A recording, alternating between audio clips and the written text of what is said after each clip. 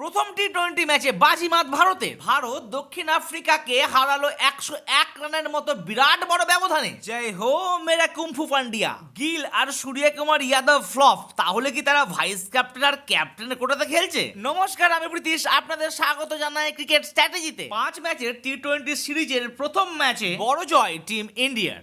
এই ম্যাচে টস জিতে বল করার সিদ্ধান্ত নেন দক্ষিণ আফ্রিকার অধিনায়ক এডেন মার্কারাম। আর প্রথমে ব্যাট করতে নেমে ভারত নির্ধারিত 20 ওভারে 6 উইকেট হারিয়ে 175 রান তোলে। কিন্তু খেলা শুরু হতে না হতেই ভারতের টপ অর্ডার হয়ে গেল ফেল। কেউ 17, কেউ 4, কেউ 12। এই যখন অবস্থা, তখন দলের হাল ধরার চেষ্টা করলেন তিলক বর্মা এবং অক্ষর প্যাটেল। তবে যার কথা না বললেই নয়, তিনি হলেন অন্যতম নির্ভরযোগ্য অলরাউন্ডার হার্দিক পান্ডিয়া। হার্দিক পান্ডিয়া যখন ব্যাট করতে এলেন, তখন দলের ওয়াক্ত, হালাত, জাসপাত সব বদলে দিলেন তিনি। খেলেন 28 বলে 59 রানের বিধ্বংসী এক ইনিংস। এই ঝকঝকে ইনিংসে ছিল তার 6টি 4 এবং 4টি 6। আর এরই সুবাদে টি-20তে ভারতের 4 নম্বর ব্যাটসম্যান তিনি হলেন যিনি 100টির উপর 6 মারলেন। जीते की चाल, बाज की नजर और क्लच मूवमेंट टाइम पे हार्दिक पांड्या पर कभी डाउट नहीं करना। আর আমার প্রতি যেন কারো ডাউট না থাকে, তার জন্য ঝটপট করে দিন এই ভিডিওতে লাইক আর চ্যানেলটিকে করে দিন প্লিজ সাবস্ক্রাইব।